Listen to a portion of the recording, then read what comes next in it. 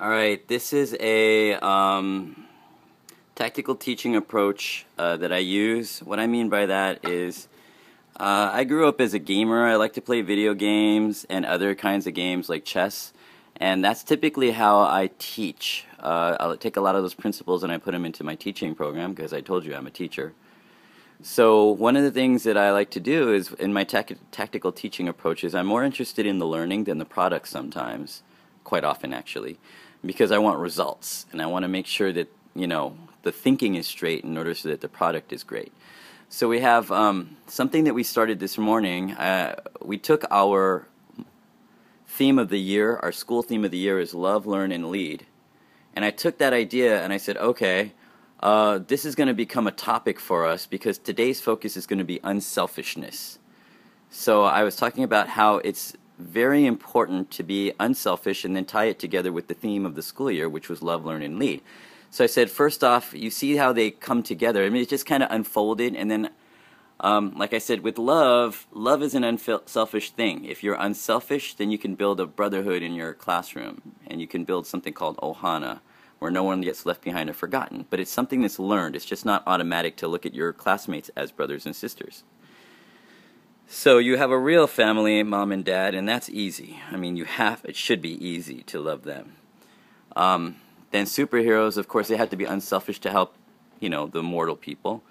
And some things that you love, initially you didn't love, but your parents forced you to do it, and then you ended up loving it.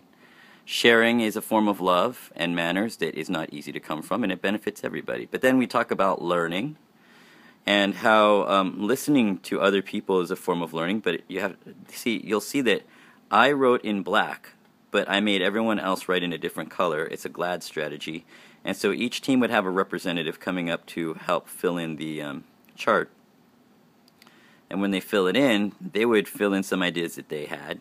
And I gave tally marks for being on the job and making sure they're working together well. And so they like that. So learning has its own concept web. Then we come back and we see leadership. And all three of those things require unselfishness. Why? And I had them talk about it. What do you mean unselfishness? How is that going to apply to learning? And it says, well, you have to be patient with others. You have to never give up. You have to take your ego away and just do what you have, do what's right for others. And that's an unselfish thing. It's like learning to cooperate. Then we go to leadership, which is an unselfish thing because selfish leaders end up ultimately just doing what's best for themselves. And it takes a lot of great effort to be a good leader. You have to be responsible, and you don't be biased, they said. And with that branched into a discussion on being biased. So later on, I have these kids that come and, so eventually we're going to have to erase this off the whiteboard. It's nice to have it on the whiteboard because there's enough room for everyone to write their ideas. But eventually we have our team, like our class managers, it's called the chart managers. They come to me and say, can we take care of that for you?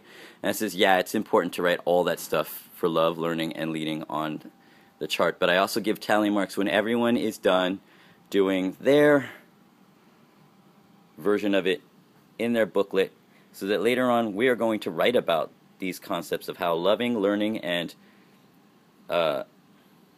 leading are all related to, this is a student's notebook, are all related somehow by the concept of being unselfish, and how today it was unselfish was our focus. So I look forward to doing that lesson with them in writing, where now they already have the brainstorming. We did all the brainstorming today, and that writing will happen later on. But that's how we brainstorm topics of writing.